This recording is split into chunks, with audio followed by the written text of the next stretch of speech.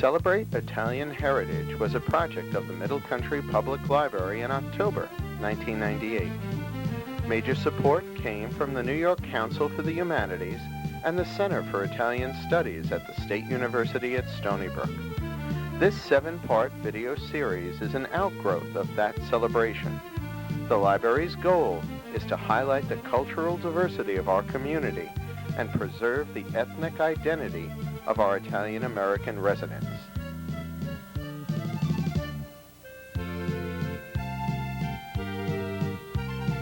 Special funding for this project came from the Andrea Doria Lodge 2201, Order Sons of Italy in America, Giovi Funeral Homes, Friends of the Middle Country Public Library, and the Middle Country Library Foundation.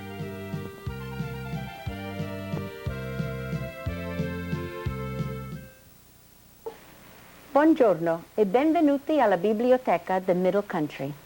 My name is Joan O'Grady, but in my parents' home, I was Giovanna Anna Rosa Maria Tolotti. Our intention in doing this video is to record Italian-American history by talking to Italian immigrants and persons of Italian descent from our community. Through them, we will learn what it was like growing up Italian and living the Italian heritage all those many years ago. Now, sit back, relax, and enjoy our conversations with our residents.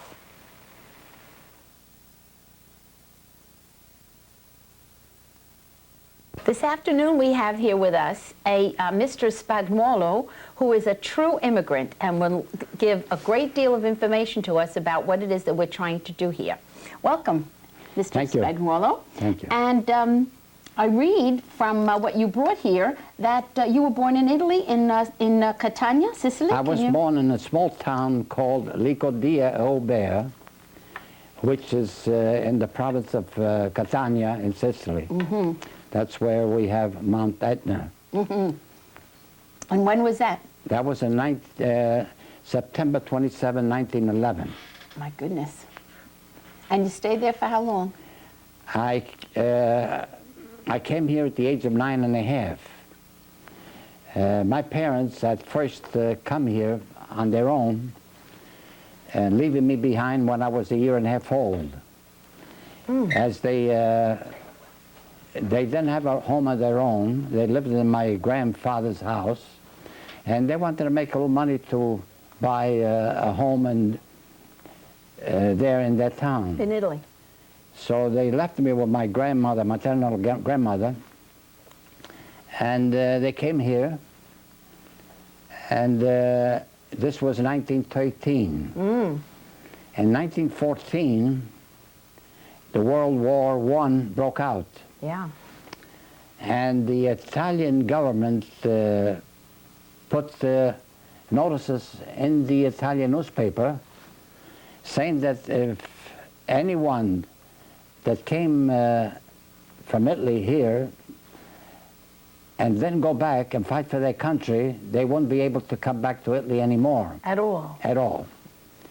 Of course, my mother leaving me behind there, she was crying every day. My father telling her, if I go back, they're going to take me in the army, they send me at the front. But she understood, she sympathized, but she kept crying. She wanted a son. So one day, my father couldn't take it no more. He went to the travel agent and booked the passage back. On arrival there, he was immediately inducted and sent to the front, the Austrian front, where he fought for 2 years. And then he had a piece of shrapnel from a bomb and over his right eye, is swelled up, and they put him in the field hospital. Mm-hmm. And while he was in the field hospital, the Italians retreated, the Germans advanced, and my father was taken prisoner. And then he was taken to a prison camp in Frankfurt, Germany. Mm. He was there 2 years. Wow. After when the armistice was signed in 1918, he came back home. As he was a farmer before, now he decided to open a cafe. He went to school, learned how to run a modern cafe, and he opened this cafe, and he was very successful at this cafe. But after 2 years of this, the Italian government again announced that anyone that came to Italy to fight for their country from America, they would have free passage back if they want to go back. And my father became very excited. He says, I want to go back because he wanted he couldn't make money fast enough to buy a house there. And my mother said, well, I won't go back unless my son comes along. And you were how old about now? I was now 9½. Okay.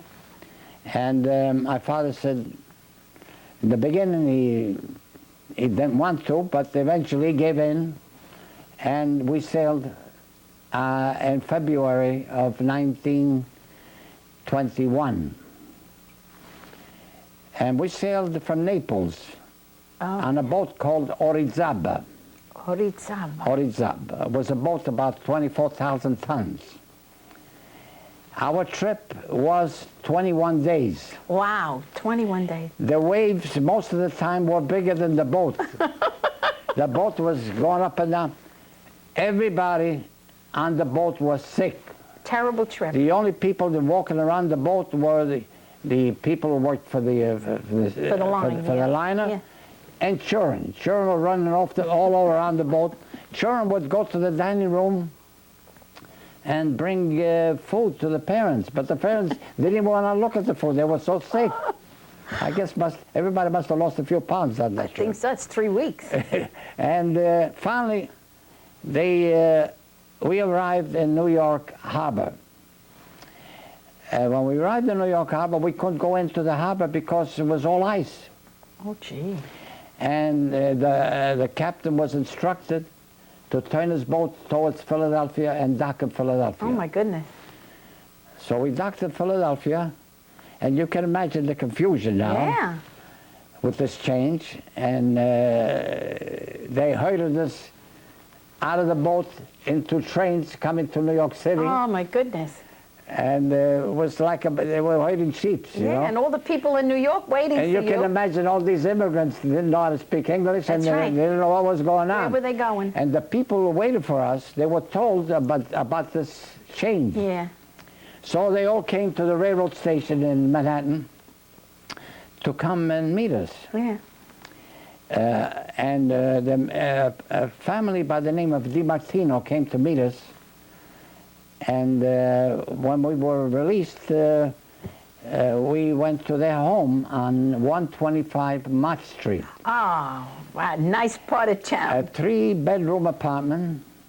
They gave the bedroom to my parents. Uh-huh. They took the living room for themselves and made a bedroom out of it. They had a bed and a cot for their 5-year-old daughter, That's Josie. And me, I was in the kitchen with a cot that they would open and close. At nighttime, they would open it up for me. And my parents, through friends, immediately got jobs. Yes. Right. But my mother was in the garment industry. Mm-hmm. Sewing machines. And my father also, but they used to work overtime and used to come late every evening. So I used to eat with the DiMartino family. Yeah. And then they used to, because they worked overtime, I would probably feel sleepy, go to sleep on their bed. Been Ellis Island at all? Or did No, you come I right in? didn't. My parents did. How did that happen? My parents came in 1913. Okay. But In 1921, you didn't have to? because they had already. Oh, I see. See, they had already, and most likely we didn't have to. I was the only one. I was a child. But they weren't citizens, though. Not yet. No, not yet. Oh, but because they came in 1913, they didn't have to go to Ellis Island They in 1920. already had been. Oh, that's interesting. Yes. That's interesting. And whether they had to or not, I don't know, but they didn't. They didn't. That's good. So most likely that was it. see? Yeah, yeah. They had the papers in order, maybe. Yes, and And you started school in Manhattan? You went to the public school? I went to public school in Manhattan, and the children, they used to tease me, and I had a very rough time for 2 years. They put me in 1A, with children 6 years old. I was 9½, and I felt terrible about it. Yeah. But after 2 years, I had already done pretty good with the language. Yeah. I started to skip classes every 6 months. So you And I caught up skipped quick. every 6 months until I reached 7B. Wow. When I reached 7B, I expected to be skipped to 8B, Yeah. but I didn't. I wasn't skipped to 8B. So I went to summer school and passed it anyway. I was so much in a hurry to get through school, you know? To finish it up. How many brothers and sisters came with you? I have no brothers or sisters. You were an only child. You were Yes, alone. yes. Oh, no wonder your mother wanted. That's right. They wanted us to... she wanted her with her. Yes. Sure. And It was difficult. so when I graduated school, my parents, with their... You see, this is what made things bad for a lot of Italians. The Italians, most Italians, never came here to stay here.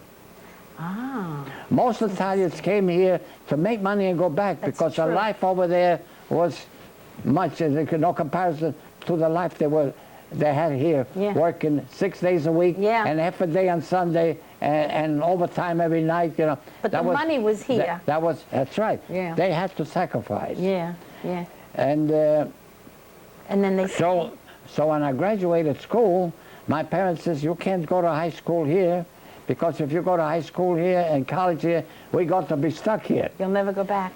We'll never go back. So they're going to take me back to Italy to go to school there. They're going to put me in a school there and live in school. Yeah. And they were going to come back and work while I would get a degree. When I would get a degree, they would go back to Italy and everybody be there. And life would be wonderful. By that time, they would have a home, they would have properties and so on. They had properties, but the properties that they had was just to live on, you know, just to get along. It wasn't enough. That's not what they wanted more. They were... So they booked passage, and in fact, before I graduated here, they got me a private tutor here in Italian to start preparing me for the exams I had to pass over there. Over there to get in. So in 1927, when I graduated, they took me back and got me a private tutor there to prepare me for the schools there. But I got discouraged. It was difficult. It seemed that there was more harder for me over there. Maybe they were more advanced, I don't know. But I got discouraged. I told my parents, listen, I don't want to study here no more. You want me to study, I'll study in America. Otherwise, I'm not studying here. So when they seen that that was it, my father said, well, then you have to learn a trade and come back with us to America, and we'll stay there a few more years together, then we'll come back. This in 1927 now in Italy, the life wasn't that very easy in 1927. Between the wars... Now by that time, they had bought a house. They bought the house in 1925. Okay. See? All right. So we were... They were doing pretty good because my mother and father, they made a good salary in the garment industry. Yeah. And so when you came back? When I said that I didn't want to study there, my father says, well, you got to learn a trade. What do you want me to learn? I asked my father. Well, become a barber, it's easy, he said. You'll make money faster. So I said, all right. The next morning I was in a barber shop there, soaping beards. Where is there now, in Italy? In the town. In the town of Italy? In the town where I was, Legodia. And we were staying there a few months more because my father had an operation there. So until he healed, recuperated, we were staying there. So I was practicing to be a barber in the barber shop there. When I came back, I went to barber school. I had a little background already. Yeah. And barber school, I think I was there maybe a month and a half or 2 months. And I graduated from the barber school. I'm on 37th Street. I went there to the shop. I went there at 10 o'clock. The owner of the shop, when I went to him and told him I was looking for the job, he says, now you come, 10 o'clock? 8 o'clock, he says, I had 10 barbers waiting in back of the door. You see that fellow? I hired him. But anyway, he says, give me your name and address. If it doesn't work out, I'll get in touch with you. So I gave him my name and address. Suddenly I remembered, I said, I'm sorry, I need half a day off a week. I can't work 6 days a week. He says, why? Because I have to go for violin lessons. I used to go to violin lessons. I lived in Brooklyn. I used to go to someone up in the Bronx. And so he said, all right. So I left, and there was another job on Park Avenue and 40th Street. And I always walked very fast. I still do. And I walked 2 avenues. And suddenly I hear a tap on the back of my shoulder. I turn around, and I see the owner of the barber shop. He was all out of breath. He says, you walk so fast. I says, what happened? Something happened? Did I do something wrong? He says, no. He says, you told me you play the violin? I says, yes. He says, I have the most beautiful violin, but I can't play it. If you give me violin lessons, I'll give you the job. Oh my goodness, look at this. So I got the first break. Because I played the violin, I got the job. You got the job as a barber. I got the job. Not only the job, there was 4 barbers there. I was the most inexperienced. I was made the manager because I was giving them violin lessons. Oh my goodness. Well, then I got another job the day after. I got another job on 18th Street, 125 East 18th Street. There, this shop was near an area called Gramercy Park. Oh yeah. So the first day I was on the job, while I was working, the boss of the barber shop goes in the back room and comes out with a mandolin. Oh my goodness. And he starts playing, and I seen him playing. And he opened the door to the sidewalk. Now people knew that he played there every day. Every day between 3 and 4. And he was the owner of the barber shop? He was the owner. There was 4 barbers in the shop. And he would play and entertain people Every day. who were walking on the sidewalk. They would stop there. And Was many he people, Italian? Italian. His name was Rocco. So he was from Bari. Ah, okay, nobody. And so when I see him playing, I said, you play mandolin? He says, yes. I said, I play violin. He says, tomorrow I'll come in with my guitar, bring your violin. So the next day I go in with the violin, and I joined them in these concerts from 3 to 4. Every day. No barbering, from 3 to 4. There was 2 other barbers, they worked. And we opened the sidewalk, the door to the sidewalk, oh my and there'd be 15, 20 That's people wonderful. waiting there. And so music was very important then. let me tell you what happened here. So now we're talking about the 1928, 29, 30, 31. It is. All right. Yes. Those days, people were on bread lines. People Yes. were in lines for jobs. Those days, you couldn't make 25. The most you could make $25, $30, $35 a week. Yeah, if you were lucky. Every day we played the violin and the guitar. People would, when we finished playing, people would come in and shake hands. Gee, we enjoyed it very much. Next time I need a haircut, I'll be in. Yes. It ended up that I was making $75 a week My and God. better. During the The Depression. clientele I made through the violin in this barber shop. And the area down there in Gramercy Park was at the, I don't know if it was. Oh, was he like trade there? Yeah. I used to get dollar tips then. Yep.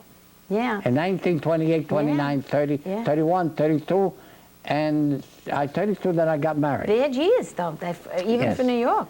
And they were. So I had a wonderful time there. I met people. In fact, a man one day came in, he said, I want you guys to play on the radio in a Spanish program. There's an Italian guy running for mayor, and Fiorello was Fiorello. And he says, you got to play Spanish music. It's a Spanish program. Give us the music, we'll play it. and we played on the program was Fiorello LaGuardia. Yeah. Another one who came in, maybe you may remember, they don't. You remember the Harmonica Rascals? Oh, yes. The Johnny Puleo, that midget Yes, who used to walk through there. And one of them had this giant... That's right. One day he was one of the people on the sidewalk. He came in. Oh, I he haven't heard of He them said, in such a you long time." guys are terrific. He says, how about playing Tornado Sorrento with me? And he takes out his big harmonica from the back of his hip pocket, and he had a colored band with him, and he was also in the band, and we played all together, you know. Oh, so goodness. I had a lot of pleasure. Yes. The violin helped me a lot in my trade. Yes. And But also because it was important to your mother and your father that you learn. It was, yes. Your parents wanted to make sure that music was in your life, and because of that, it was a good thing for you. That's right. Now, when I forgot something. When I was 13, 14 years old, my parents, they had to first make me pick up the violin to keep me off the streets. They didn't want me to play baseball. Absolutely no baseball. I wasn't allowed to buy a glove, bat, nothing. But I wanted to play baseball with the kids, you know. I We're wanted American. yes.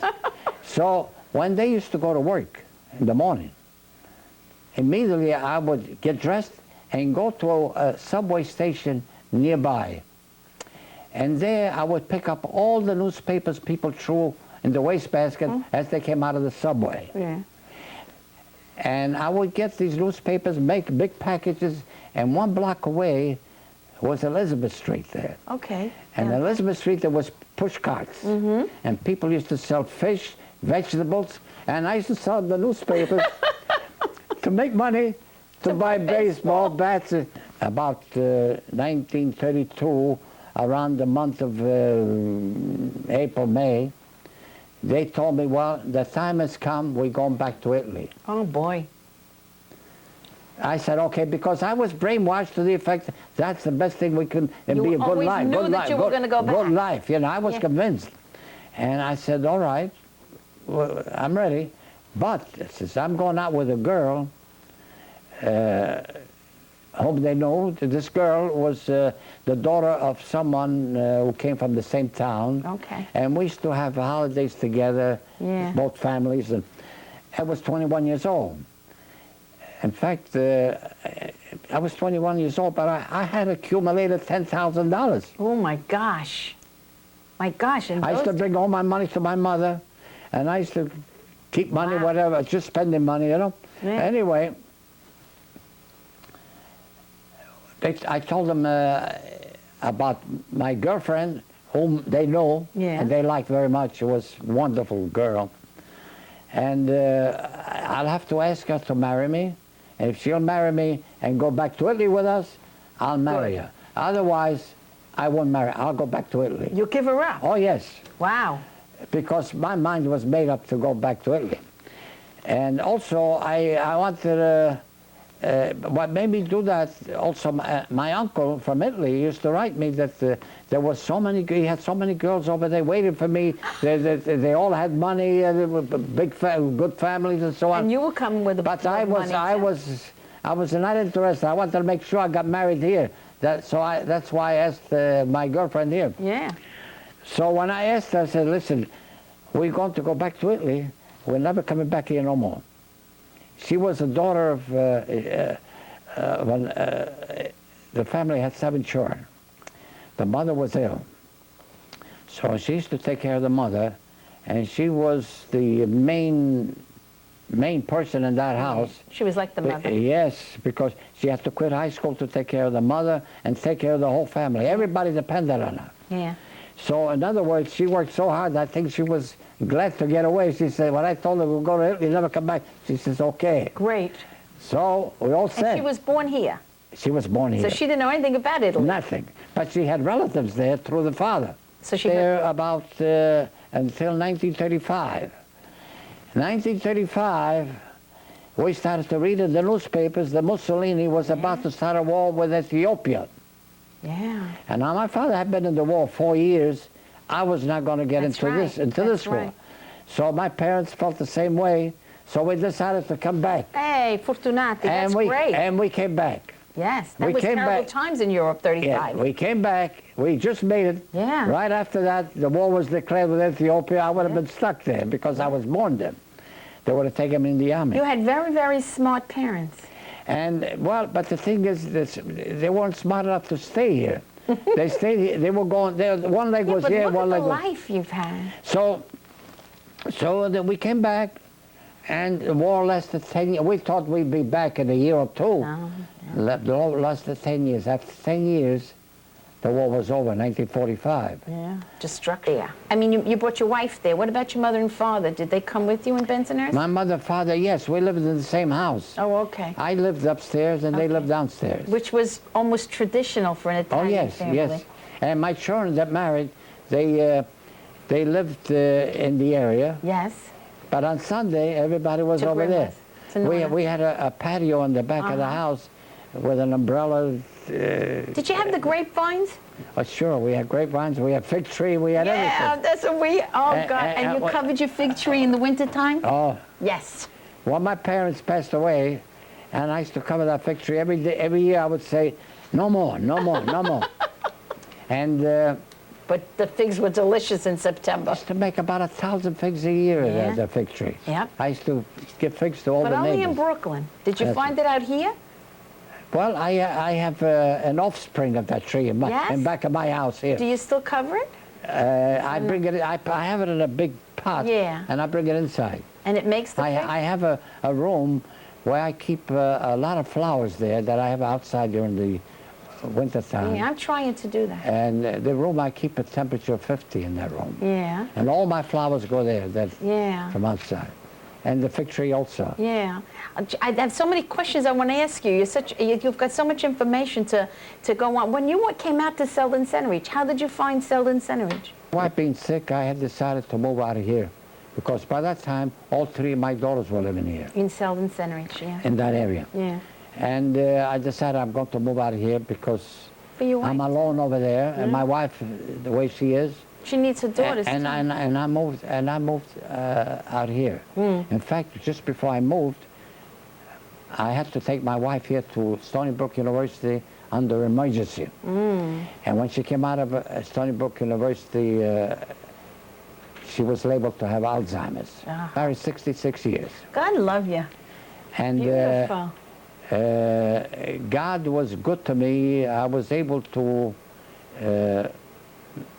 make enough money to keep her at home. Yes. And not put her in a nursing home. Yeah, but... I was very, very fortunate to have one of the best, maybe second or third best shops in New York City. On 43rd Street and 5th Avenue. And who was one of your very famous customers? Well, Johnny Carson. I remember that in Winston the book. Churchill. Yeah. Alec Waugh. Alec Waugh, the writer, English writer. Oh. It doesn't hit. I can't see it in my head. And there was many people from the New Yorker, all clients of mine, Fleischman from the New Yorker. 47th Street and what? 43rd Street. Oh, 43rd Street and what avenue? And 5th Avenue. Oh. There, you moved on uptown. Yes. And of course, all this experience that I had made me write the book, One Barber Story from Sicily to America, that was published in 1995. Yes, and we have it here someplace. Yes, you do. Yes, it's in the library. So that's what made me write that book. But what we want to do is exactly what you have already done. We want to keep it. We want to keep it so that future generations can remember it, can see it. So by you putting it in the book and by us putting it on video, maybe we can continue the Italian tradition because it's such a good, warm, healthy tradition that came to America. It's a good story. It's a good story.